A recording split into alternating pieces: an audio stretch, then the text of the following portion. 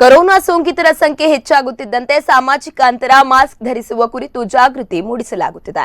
ಇದಕ್ಕೆ ಕರಾವಳಿ ಭಾಗದಲ್ಲಿ ನಡೆಯುವ ಜಾತ್ರೆಯೂ ಹೊರತಾಗಿಲ್ಲ. ಜಾತ್ರೆಗಳಲ್ಲಿ ತಟ್ಟಿರಾಯನ ವೇಷ ಎಲ್ಲರ ಗಮನ ಸೆಳೆಯುತ್ತದೆ. ಇಲ್ಲೊಂದು ಕಡೆ ಜಾತ್ರೆಯಲ್ಲಿ ತಟ್ಟಿರಾಯನಿಗೆ ಮಾಸ್ಕ್ ಹಾಕುವ ಮೂಲಕ ವಿಶೇಷವಾಗಿ ಕೊರೋನಾ ಜಾಗೃತಿ ಮೂಡಿಸಲಾಗಿದೆ. ಸದ್ಯ ಈ ವಿಡಿಯೋ ಸಾಮಾಜಿಕ ಜಾಲತಾಣಗಳಲ್ಲಿ ಸಖತ್ ವೈರಲ್ ಆಗಿದೆ.